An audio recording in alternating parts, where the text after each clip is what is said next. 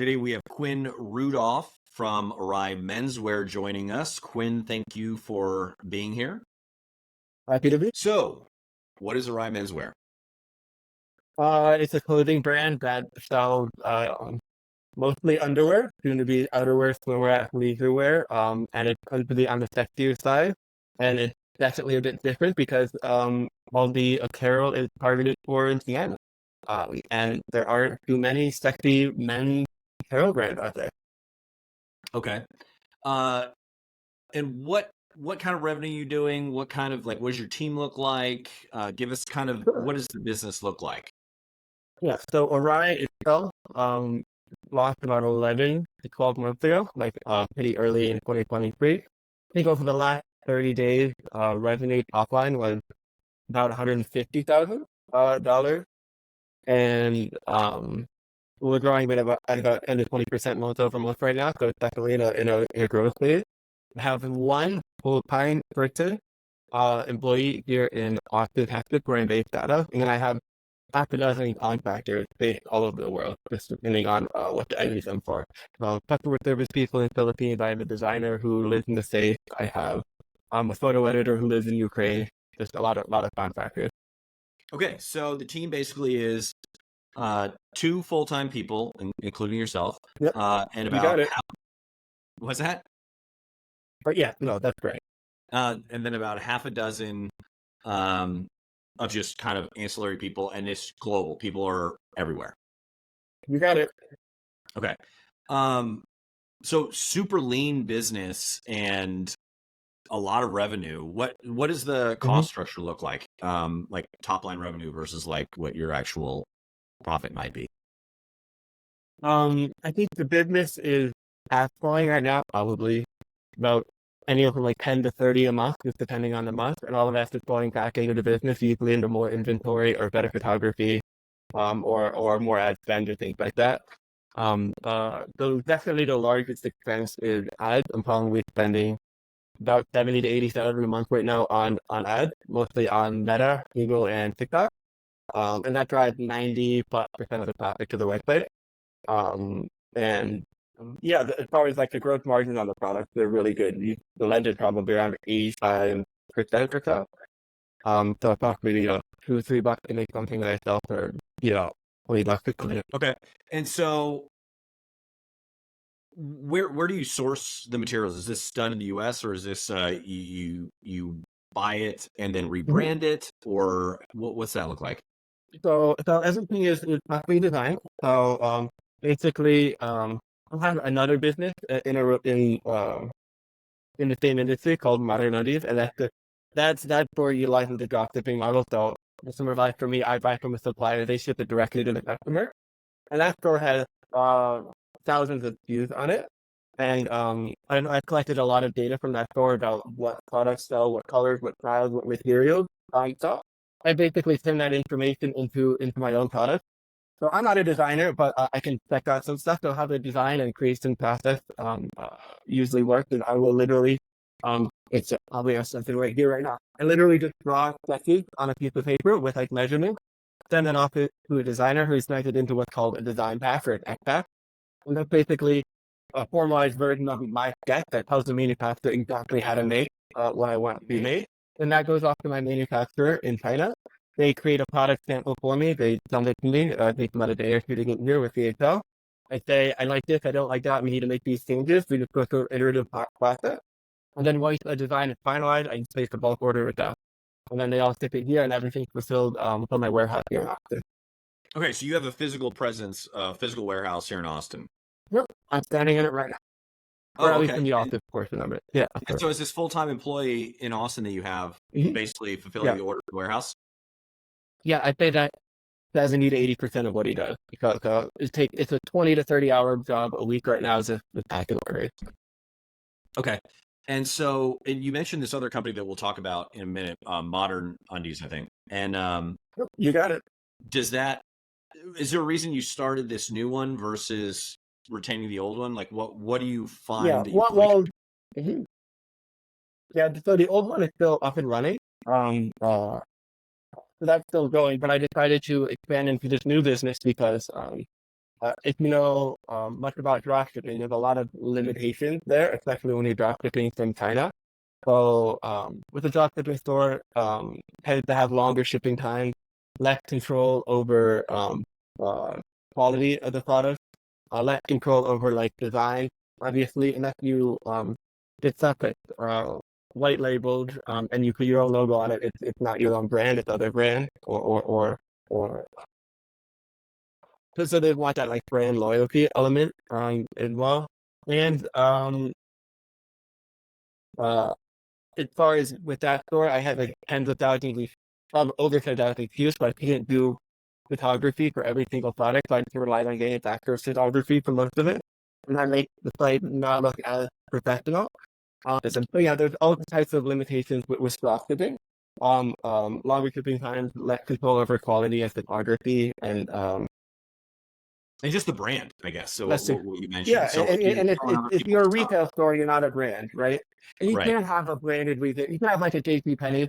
There's not really loyalty to a JC Penney, but there might be loyalty to a, I don't know, Levi's or something like that. I think there's stronger loyalty to a brand versus a retailer. Um, but with the dropshipping store, Modern Undies, it was already doing decent numbers and making decent money. So it seemed like a natural progression for me to start another store in that area without all of these limitations that the dropshipping store had. And so As a way just to better. do you ever run retargeting ads from Modern Undies to Awry, or do you sell Awry through No, Modern Undies? I prefer to have those. Yeah. So on the front end, I prefer to have those as separate as possible, so there's really no connection to them. However, I have used some of the data from Modern Undies, as well as the email list, the customer data, to create lookalike audiences on advertising platforms where I know who to market to. But front facing, it is completely separate. So I don't like promote or rely on Modern Undies emails or vice versa. Got it. But you do like how much you said that you collect data on like designs, Yeah. what are the best sellers? Do you literally just say like here are the top 10 best sellers. I'm going to take this and then look at the reviews of what people say about the product and like talk to customers Yep. or Mhm. whatnot to like figure out to influence the design. Is that how that works? Yeah, I would say, yeah, that's very close to how it works. I'd say my desires now are like 60, 70% like data driven, 30, 40% like intuition or personal preference, or just exploratory design. But like, in its lifetime, Modern Undies has had, I think, 120, 130,000 like orders, or of that, it's probably close to like 700,000 products like that are sold. And there's a decent amount of data in there that I can kind of pull from to know, okay, black tended to be the best selling color, right? Followed by blue, followed by whatever, regardless of the product. Where this material tends to sell better than that material, or this material has higher reviews than that material, or this design, or sells better than that design, or I need to allocate this amount of my inventory to size small, and this amount to size large, and this amount to size extra large. All of that information initially came from Modern Undies, and that provided a pretty good foundation and direction for a ride.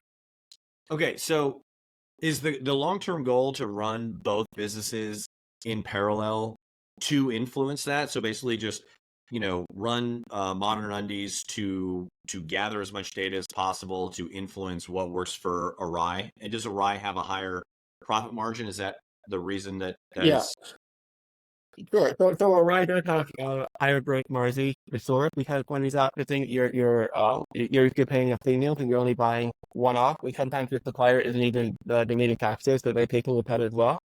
And then you're shipping from overseas, so sometimes shipping costs are a lot more as well. So the gross margins for sure are a lot better on Arai. And I think as time goes on, Arai is going to become increasingly more independent from Modern Undies from a data perspective, just because I'm collecting a lot of my own data within Arai, and I can just use that data to help other business. So the information I got from Modern Undies was more of a starting point. And I think down the road, yeah, I still want to keep running both businesses in tandem. But I think Modern Undies has very limited potential as far as scalability with its current business model, just because there's all kinds of limitations that other brands in the space don't, right? Longer shipping times, lower control over quality, things like that. Whereas the ride doesn't have those, I think it's also looking them under a single brand. So I think the scalability potential there is a lot more. So what I envision and what seems to be mapping out, definitely in the first year, is Awry is going to grow a lot faster and to be a lot bigger than Modern Undies ever was. Okay, and you mentioned earlier about taking all of the profit and reinvesting it into back into the business, mainly ads. Yeah. Do you see if you spend an extra $10,000 or $20,000 in Meta or TikTok that you see that much? Like, is your CAC? Can you basically just keep that going? And is the trajectory kind of continuous? Yeah, I definitely hit some walls at some point. And I don't know if those walls are decided on frustrating my potential audience with advertisements, or it's because it's a specific time of year that might cause limitations. But I've definitely seen some reduction in ROAS or increasing CAC with increase in ad spend. But at the level I'm spending right now, $2,000-3,000 a day with an audience size that's in the tens of millions, I envision, or I suspect that increasing, ad spend by 100% isn't really gonna saturate the market, and I think it's somewhat of a linear, option. Well, as far as ad spend to sales ratio. If that makes And sense. so, I think I got jumbled on my words there, but yeah. So is your spend versus Meta versus TikTok? Is it 50-50? Is it no, I'm just starting to get into TikTok as of like a month or two ago. It's a platform I've never been involved with in the past. I've never used it on Modern Undies. So my ad spending allocation right now is probably 70% in Meta, 20% Google, on TikTok. okay? And do you see with your early stuff with TikTok, because I find it interesting because it's brand new, but Yeah. it seems to be working. They're pushing Mhm. the TikTok shop like crazy. So are you Yeah. seeing benefit from that? Are you getting influencers to do I that? wish I wish I could, but because of the nature of product that I sell, a lot of Got it. platforms don't want me on their shop, right? Got it. And Got it. TikTok especially, I cannot. So TikTok Plus is auto-populated with data from my website, including my product descriptions and images and things like that, and I can't edit it on the TikTok stuff. So a lot of the images on my website will be TikTok sensitive. Whereas Got it. on Meta, there's some workarounds where I can like manually upload images to kind of to because their policies or TikTok has got. I'm not on TikTok stuff. Okay. So now let's go way back to the beginning. What I find interesting about what you wrote down here is that yours starts at age 3, Yeah. which is great. So basically from 3 to 8, you were doing just various jobs. I'm just going to Mhm. kind of read these out. You had typical household chores for an allowance, a few dollars a week, which I think Yeah. as people, my wife and I are thinking about having kids in the next year, and we're starting to talk about, what we teach them, and Mhm. teaching them about money and like how to do these things is a frequent conversation. But I think it's interesting. You say you remember crying over not getting your 10-cent allowance for cleaning the cat's litter box at age 4 or 5. Now, did you just do a poor job Yeah. at cleaning the litter box, or did you just Yeah. forget to do it? I think I just didn't do it. I just neglected to do it. It wasn't a fun job. You probably didn't do it. And so you didn't And then I get didn't paid get for it. paid, and I got upset about it. Yeah, shocked. I didn't Um, get paid for work I didn't do. but yeah, so but that's a lesson you learned at age, 3 or age 4. Um, okay, 6 to 7, shoveling snow off neighbor sidewalks and driveway. This is really interesting. I love that you did this. You remember asking people to pay what they think is fair, not having a set Yeah. rate. In Yeah. retrospect, it was probably a brilliant idea because I'm sure it earned me extra few bucks, which I think is true. Yeah, everybody has You sympathy for love it. like 6 to 7 year olds doing hard work, right? Like Yeah, when you see somebody working hard, you want to give them more money, especially if they're cute and they like 7 years old. So I'm sure it yeah, worked in my favor. I think the reason I did it, I was 7, I don't really remember, but it's probably because I just didn't know what to charge. I didn't know like how much money I could be earning. yeah. So I probably just did that, but I think it, in retrospect, the right move. Well, I think, this brings up something interesting, which I think the number one problem that entrepreneurs have or any business has is pricing.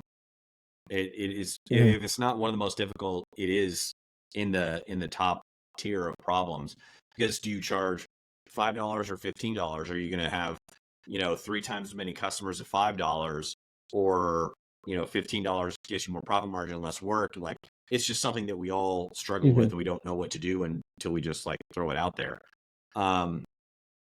So I think that was an interesting lesson early on. 6 to 8, you hunted for golf balls. You lived on a golf course, resold them to golfers. I hear this over and over again. This reselling golf balls. Kids collecting golf balls and selling them. You sat next to the teeing green with pre-owned golf ball signs. Great.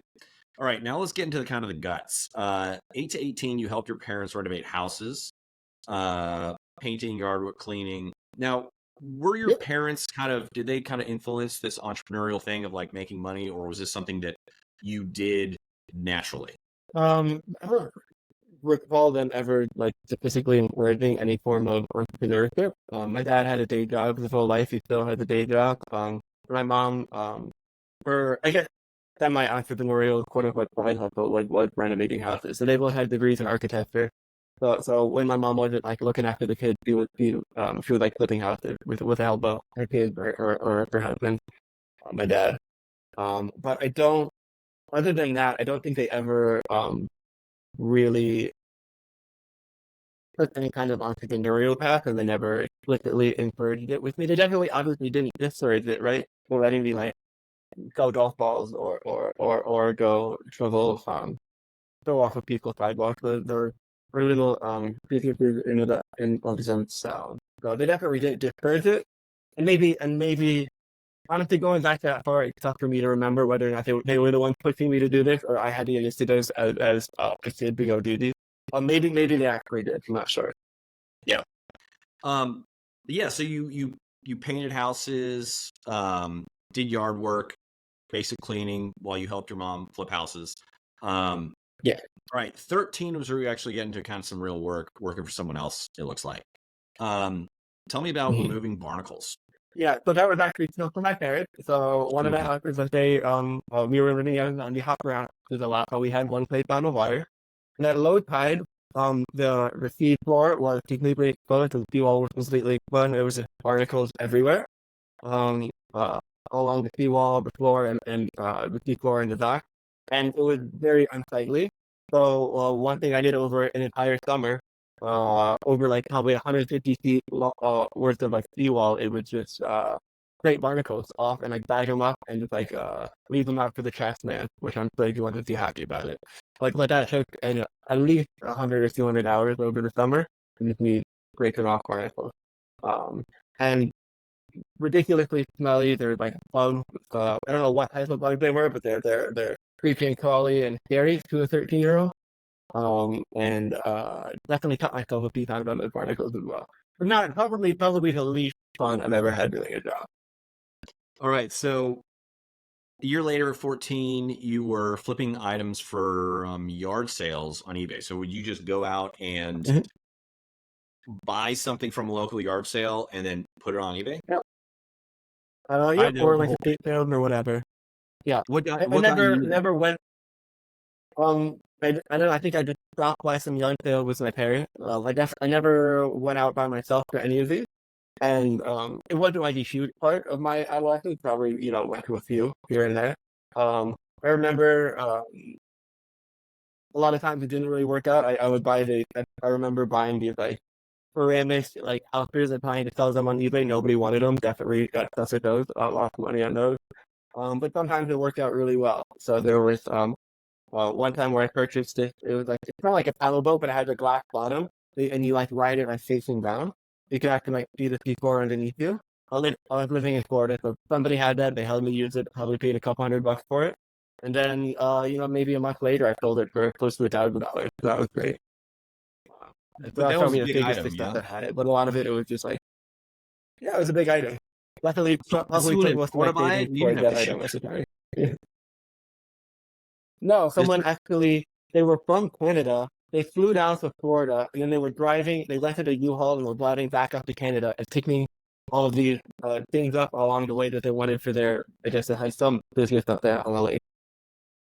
And it was just like picking up all this equipment on the drive. All right, so skip forward a handful of years. Now we are teaching English in Taiwan about the age of 21.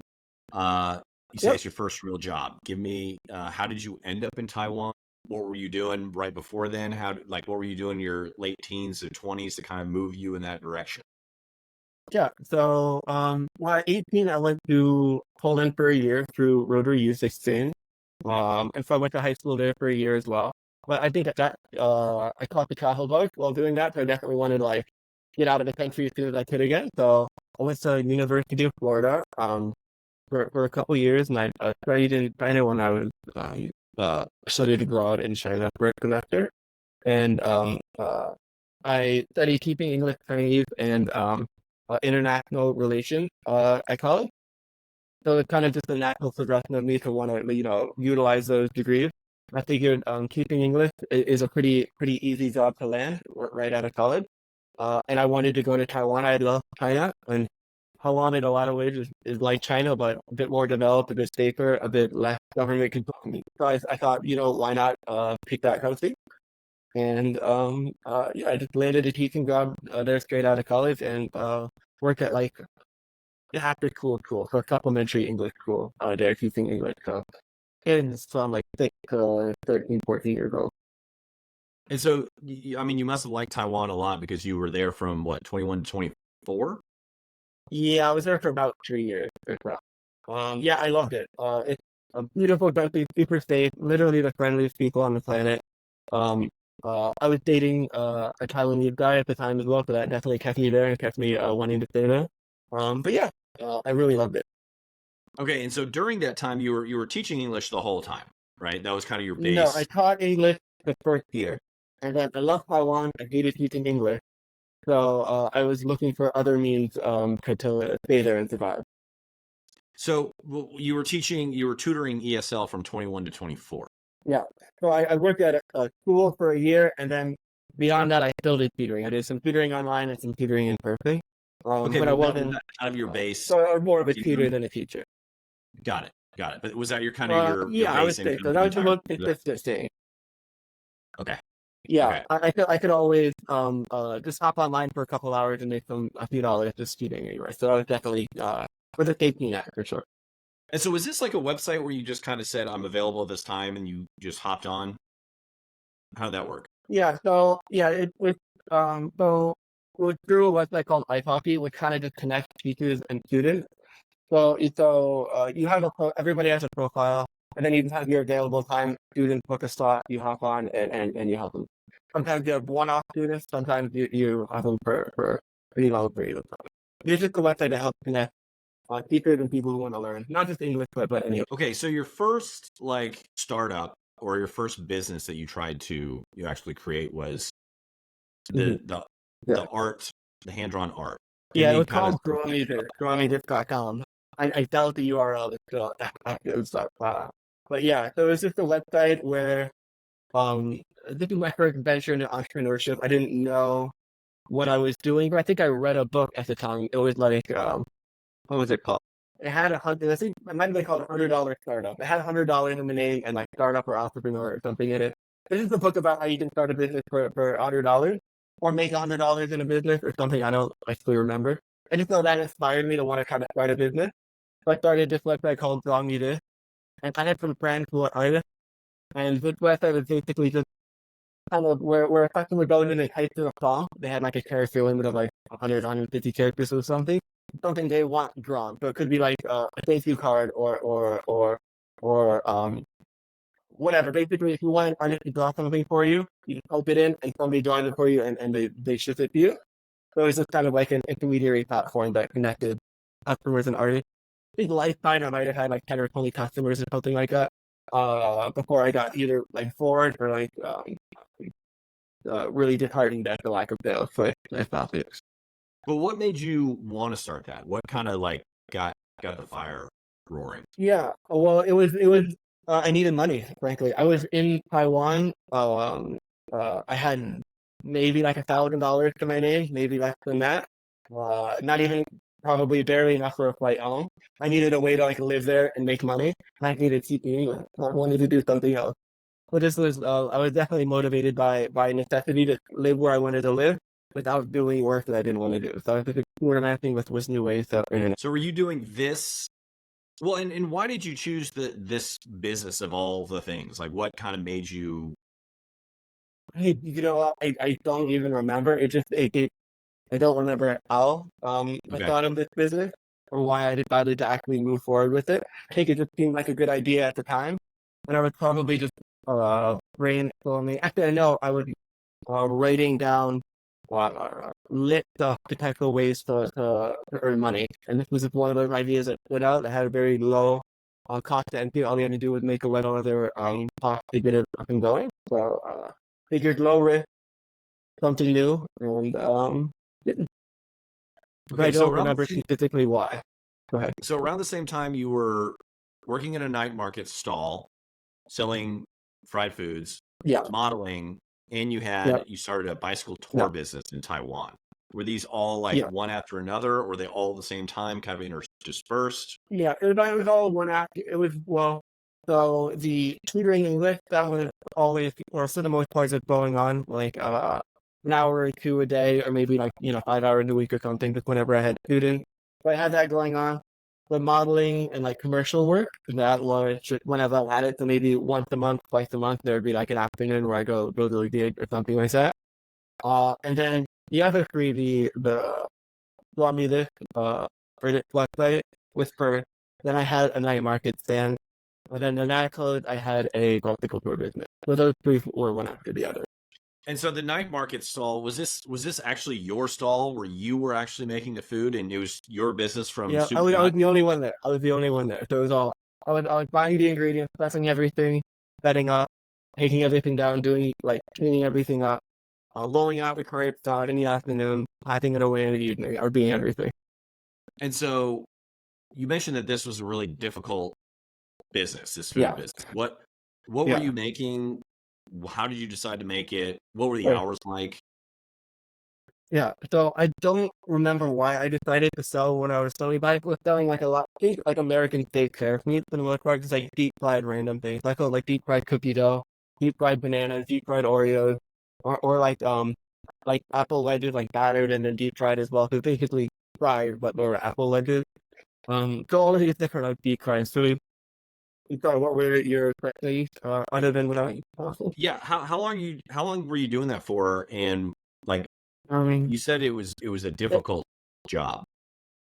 yeah, I was probably doing it for 5 or 6 months if I had to guess. Not a terribly long amount of time. But it was just a difficult job because, long hours, you have to like get up, you buy everything.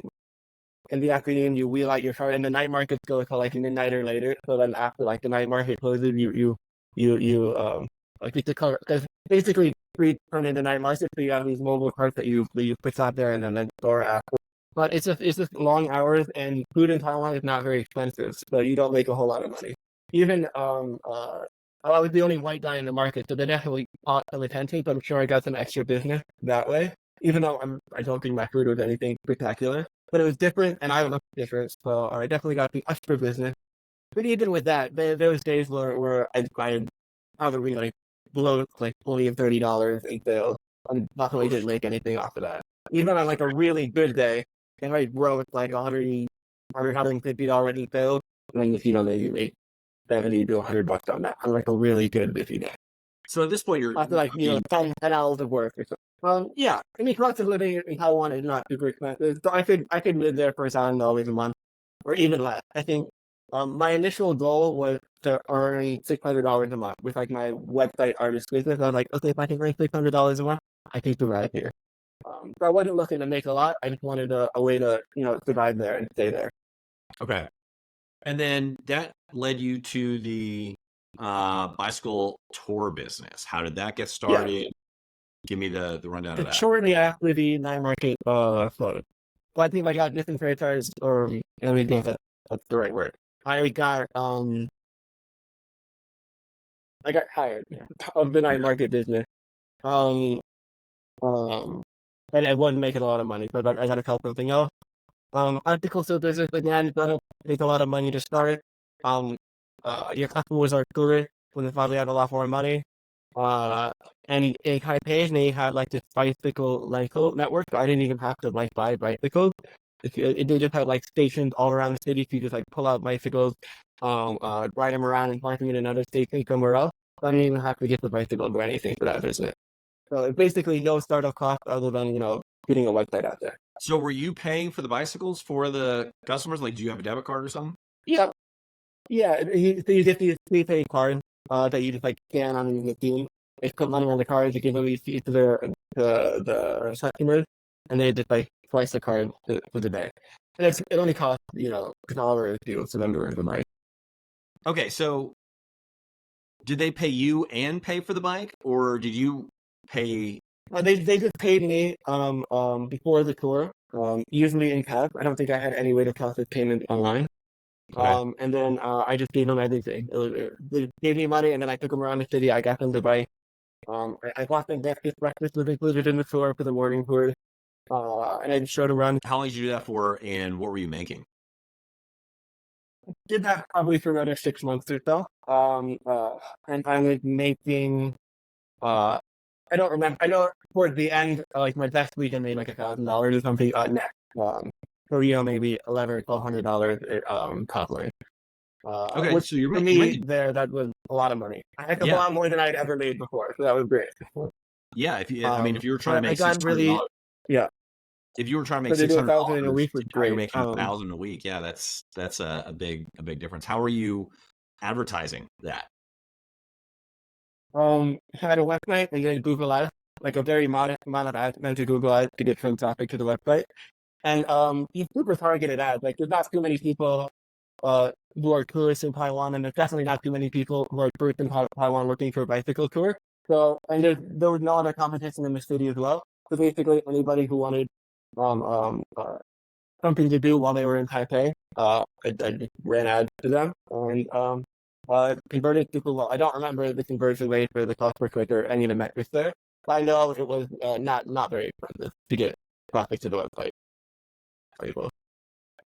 I decided to sell the business honestly because I had a fear. I didn't want to get thrown out of the country or whatever, or get caught working illegally. But the plan that I sold it to is he had a Taiwanese wife, like he was there legally, he could legally operate the business. So it just being like a win-win for both of us. I got a little extra cash, $10,000 was huge to me at the time. And then he got a business. I was doing great, making $1,000 a week. So And so that's when you left Taiwan. You went to Australia. yeah, Is that right? yep, you got it. How long were you in Australia for? About a year. So I was on there. I was there with a working holiday visa, which is basically means I can just like when you have this visa, you can work anywhere you want. You can work in a cafe or you can work. There's very little restrictions on what job you can get, and it's just last for a year, and you can extend it I think up to 3 years or something. So it's just a way to like work and travel at the same time in Australia. Okay. And so, why did you choose Australia? Was close to Taiwan and English speaking, or? We're close to Taiwan and also their working visa program. There's like Australia, New Zealand, I think Ireland, if you're like under 21 or something, they all have these programs where an American and one of other nationalities can go there, work and travel at the same time. I was still pretty broke. Maybe I had like, $10,000, $15,000 for my name, but not enough to like live in another state for a long period of time. But I wanted to keep traveling, for as long as I could. Getting the working holiday visa seemed like a good choice. Okay. And so you were just there. You were there for, I guess, a year. Just like what was what was your mindset of like the next step? Like you went here just to kind of like see what was next, or? Mhm. I mean, I went there because it was like another cool thing to do, right? I don't think I thought beyond that year. So Okay, I stayed in Melbourne for like 6 months, and then the other time I was there, I was mostly just backpacking around the country, a week here, a week there, hopping around, seeing what the country had to offer. But I was there just to enjoy the experience, and I wasn't thinking so much about, okay, what's the next year going to be like? I was there just to enjoy it, basically. got it. Okay, so how did that then flip into drop shipping? Yeah, so that happened about halfway through my time in Australia. So I went there with not a whole lot of money, $10,000, $15,000. And the only job I could get there was doing food delivery on a bicycle, which paid maybe like $8 or $9 an hour, which is like $6 to $7 an hour. Not a lot of money, not enough to live. Like, I like to work in really, really long hours. So I basically needed a way to make money, or else I was gonna run out. Right. So about halfway through my stay there, I just Googled ways to make money online, and I'm sure a lot of different options showed up. One of them was dropshipping. I tried that, and I tried print on demand as well, which is it's sort of a form of dropshipping, I suppose. But they were just ways to make money without too much initial capital investment. So I started dropshipping while I was there because I needed to, out of necessity, I needed a way to make money and keep that. And that's when Modern Undies was started. Yep, it was actually Was the that first dropshipping store I ever made. So really, so your So, first crack at drop shipping, you nailed it. we think, yeah. And then my next like 5 stacks at it all failed. So go figure. Did you because I just that's not the case with a lot of people, right? I mean that's very Mhm. rare that because as you probably know, drop shipping is like the number one thing that people say to do to, start a business Yeah. for, no money. And you were one of Yeah. those people as well that Googled, how do I make money drop shipping? And then you Yeah. make one and you nailed it. Like, what do you think? You think it was market research? Do you think that you knew that there was a niche that was being underserved? Well, I definitely knew there was a need there. I mean, like sexier apparel, higher margin, less fabric, less product cost. People pay a premium for it because it's like a very niche product. You can't buy it like in a Walmart or in a Target, so you have to go somewhere else to buy it.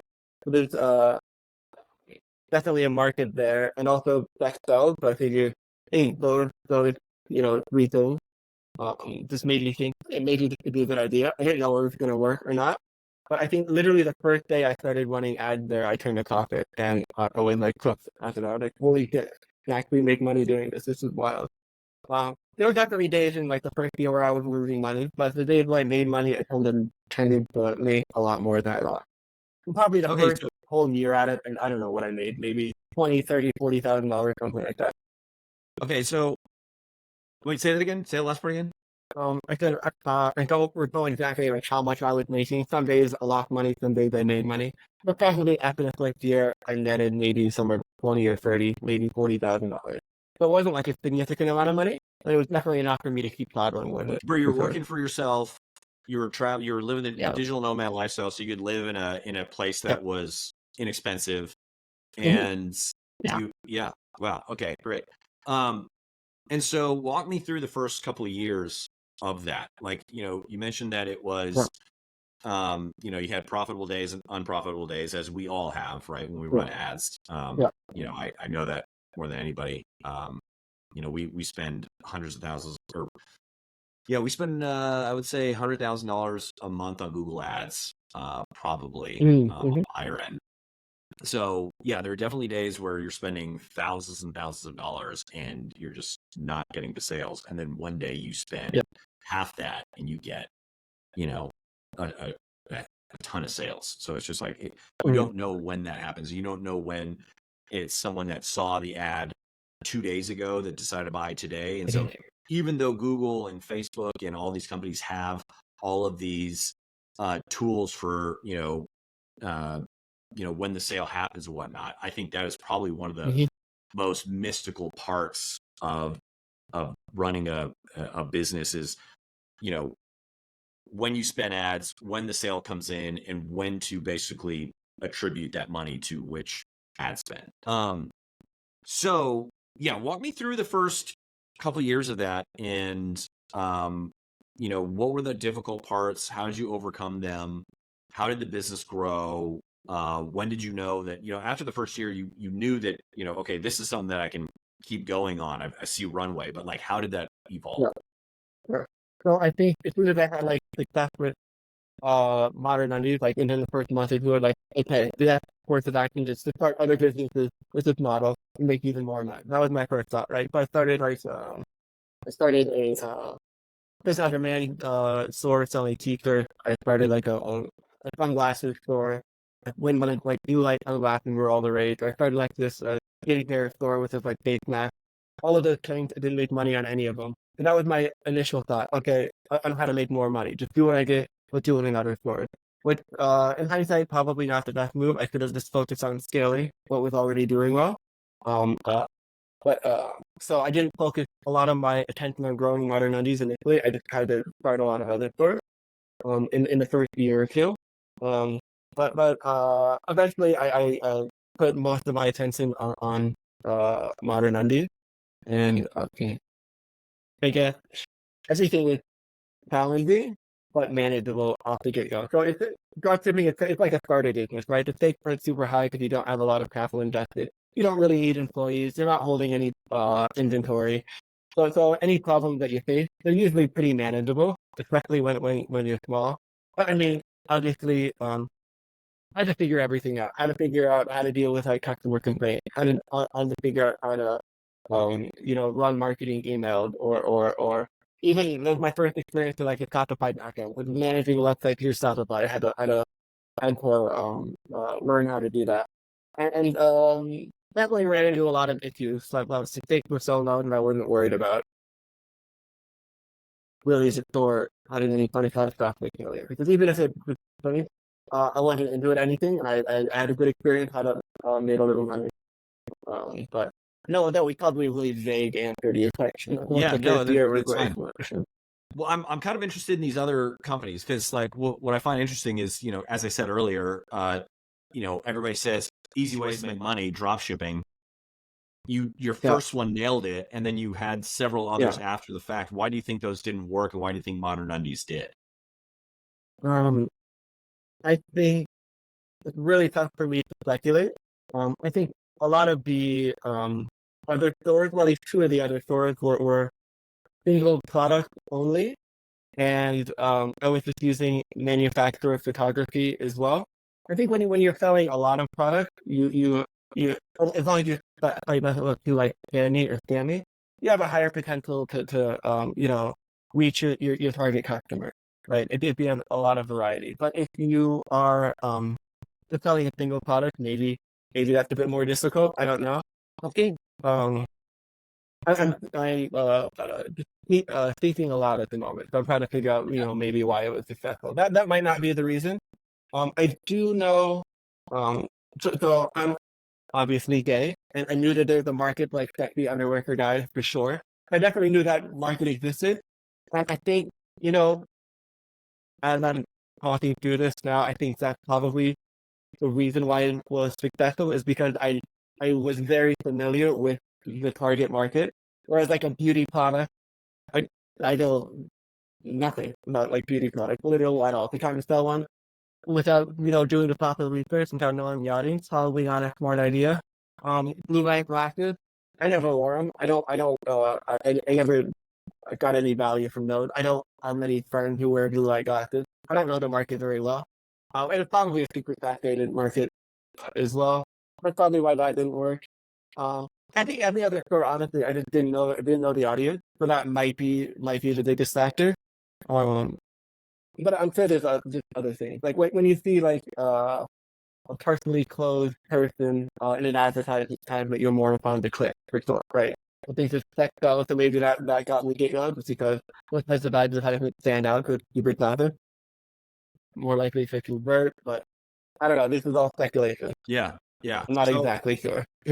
it makes me wonder: did Awry come from a partial desire to have a second win, or was it Oh, for sure. purely I control? Mhm.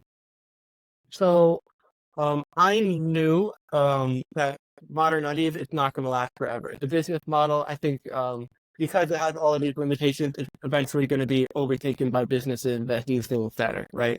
So unless I drastically change the business model, I knew that long term it's going to die out. Um, right now, I'm kind of like teetering with, okay, do I really want to reinvest in that business and keep more of these problems and in case of the business model and keep it growing? No, I kind of want to let it die out. I'm not sure. But I knew it wasn't going to last forever. But that was definitely a strong impetus to start another business.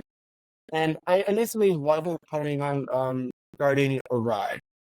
Um, I was thinking about getting into other industries, but uh, the reason why I decided not to, and to stick within this niche was basically because I already have evidence that a business in this niche can be really successful and make a decent amount of money. So it would be just like a natural progression.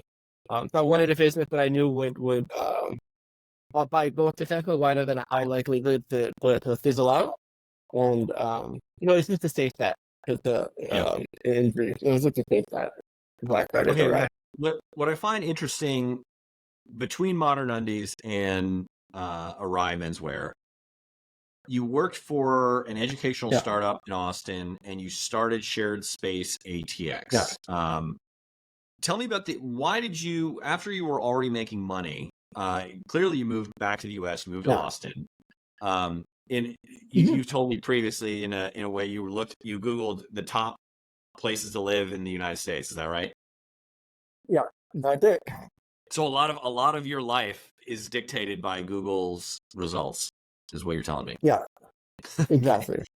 Okay, so why did you go work for an educational startup in Austin when you were already making money? I thought at that point, so this was right after Australia. So the first place I moved after that was Austin. I just wanted to like clarify being an adult in the US for one. So, it's the city, and at that point, Modern Undies was maybe making $40,000 or $50,000 a year. It was only like a year old business, but that's a decent amount of money. But when you can also get a job, so I was maybe only needed to spend 10, 20 hours a week on Modern Undies to keep it like at least not great inside. I don't know if I could really expand it super quickly with that amount of with those amount of hours, but it didn't require full time to maintain it. So if I could get a job, the job that I got is $20 an hour, so like 40 grand a year. Not a whole lot, but that was still the doubling of my income. So Yeah. I figured, why not? I'll take a job, work on modern undies on the side, and double my income. So that's why I took it basically. It also just came fun. I never worked at a startup. I never worked for a company in the US before, so it was just something new. And I'm stuck Okay. for something new. And So. then you lost a job because of COVID. And then so you started Shared Spaces ATX, which is basically short-term rental, like an STR.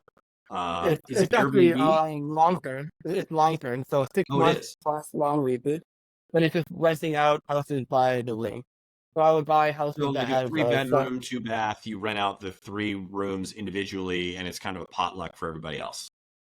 exactly. But I would definitely want at least 4 or 5 days in the house before I do it. Just because my higher income can handle that way. If you do 3 rooms, you can probably make more just renting out the whole house or a whole apartment. But if you do it by the room, you can earn a bit more than you would renting out the entire unit in most cases. So how Yeah. did you do this? Um, did you do this before or after COVID? This was after COVID. So after I got laid off, um, I think that year I probably made like 90,000 dollars with like modern undies and How did you afford to um buy any houses? yeah. So that making $80,000 a year. I think I probably purchased it like the year after that or something. So and at that point, modern undies itself was making like 80,000, $90,000 a year.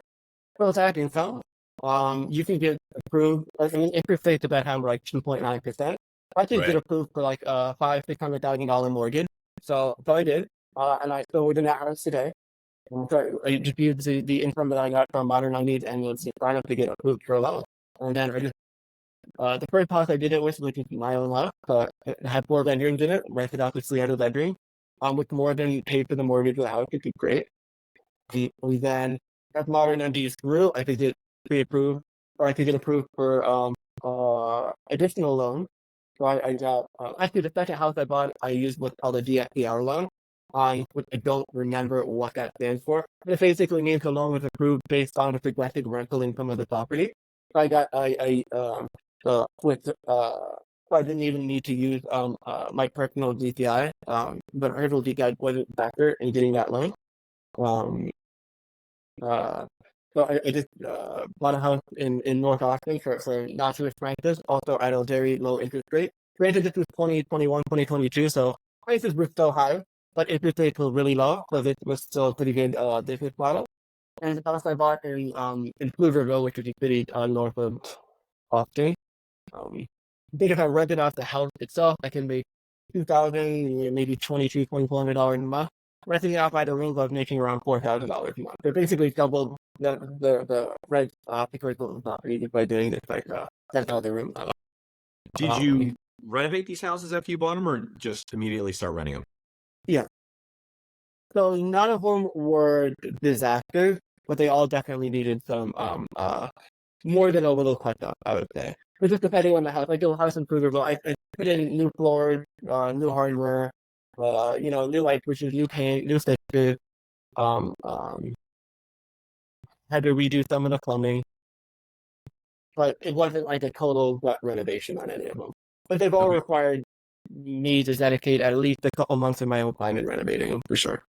What provoked you? You said Modern Undies was doing about $80,000 to $90,000 a year in profit, and you're reinvesting Yes. that into growing the business, so it's doubling, right? What provoked you Yeah. to want to get into such a painful business like Yeah. renting houses to people? What provoked you to do that? Modern Undies didn't need more capital to grow because I wasn't holding any inventory. As long as my ROI was given ad, I could like scale indefinitely without any more capital. So I get paid from the customer like immediately, and that can go directly into ad. So I don't need to reinvest more capital in order to grow Modern Undies. So I was accumulating this money because I don't honestly spend a lot of money on myself. I'm a pretty frugal person. So I had all this money piling up, and I just needed a vehicle for it. And because my parents I, bought and sold houses, renovated them, rented them out my whole childhood. Always felt really comfortable and familiar with the space. It just seemed like a natural place to purchase some money in these properties. Okay, and then we get to starting Awry, and you started that about a year Hmm. ago. Yeah. You mentioned that the reason you wanted to start it was because Modern Undies wasn't going to be forever business. People were going to come and Yeah. kind of, do things Yeah. better with maybe um, business efficiencies and whatnot. Yeah. You had that initial data set that you could fold into a brand. How did you decide on the name? How did you decide on your initial products? Yeah. How did the launch of a totally new business go? Like walk me through those steps. Yeah. So the naming, I don't remember exactly why I chose Awry. I know it wasn't trademarked, which is a deal. It was four-letter word in English. Although people read it Ari all the time, and I guess I think people are going to mispronounce the name. Yeah. Also the domain where or why, I don't know, it sounded good to me. Was available at the time. So I decided, and Awry, it kind So of I know it has like an off-putting meaning. It's like kind of like something went wrong or something is like traversed or whatever. They kind of fit into the vibe of the store. Like, oh, this is a little bit taboo or this is a little bit different than what I've seen before. So kind of like fitted into like the fit into uh, I guess common perception of what somebody might think when they view these types of products or whatever. So I wanted to play in that a little bit. But funny story, where Awry, after I decided to actually play the business, somebody took that domain. So I don't have that. So now the domain is AwryMenswear.com. After the domain that I wanted wasn't even available. so Um, what's funny about the naming piece is that I used to work for a company called Pervasive, and that is in the mhm, tech world that word is used all over the place. Pervasive. This is pervasive. That is mhm. pervasive. And people used to Yeah. call and they'd get me and they say, "Is this persuasive?" And so Okay. I don't think it matters what your name is. I think people are going to Mhm. figure out a way to mispronounce it, unless you're Nike. I think so. What I've heard before is, I think it's probably true in most cases, is that Uh, a great name is not going to make a great business, but a terrible name can ruin a business. So as long as you are not an absolutely terrible name, it doesn't matter too much about about what you call yourself. As long as you're not active and cool or whatever the name you want for your business, and then you're not gonna it's tough to get off on the wrong foot too much with the naming. So I never thought of it as an end all or be all decisions to the business. And so you mentioned at the very beginning that right now it's underwear, but you're moving into outerwear. Was that always the plan? Was it kind of to get a customer base in in undergarments Hmm. because you already know that business, and then once you have that Yeah, customer base, you can blast out an email and say we're doing khakis now, or we're doing shirts or whatever? yeah. Well, I don't know if I'll ever get into khakis. It's more like after we do wear like swimwear and things like that. But the Okay. reason I started doing that is because over the past year or two, the best selling product on my Undies has actually been short. Um, uh, so I was like, okay, holy cow, these are also for me. Three other products by a very large margin. But like, it would just be, I would be leaving money on the table if I didn't expand into that category as well. But it was just a decision based on like data and experience with the other business. Yeah. I mean, you look at I'm sure you're familiar with Chubby's shorts. You look at them, and I think they're a Yeah, $100 million year business, and it's like yeah, it's ridiculous. shorts and swimsuits, men's swimsuits Yeah, makes that much money. It's unbelievable. yeah. There's a couple other tactical decisions, but I really want to go hard on outerwear.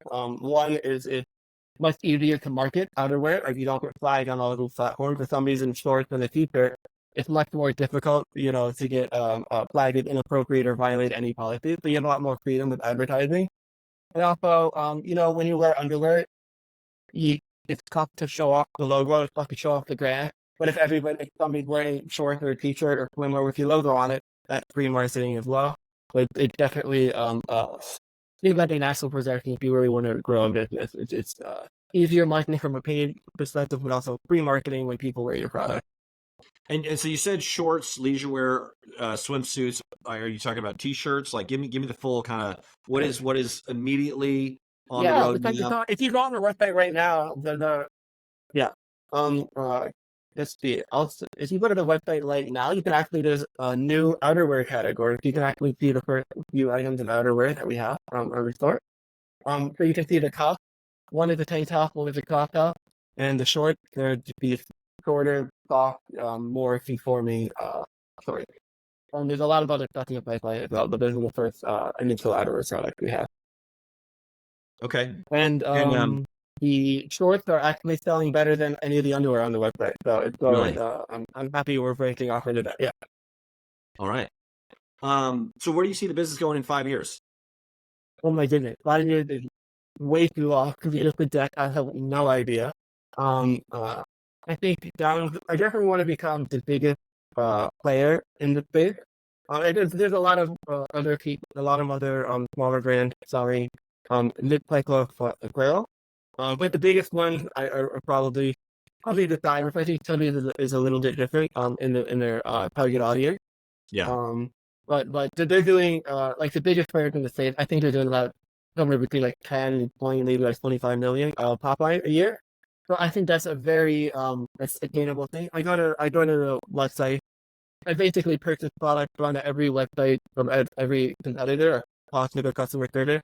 There's a lot of things they're doing really poorly. I think there's a lot of room for improvement. If the biggest players in the space can get that big and have pretty blatant issues with a product or with a website or with a customer service, or with their marketing, I feel like it's not going to be too difficult to overtake them. Um, I definitely would love to become the biggest player in the space, and eventually I'll either sell the business or take a less active role in the business for sure.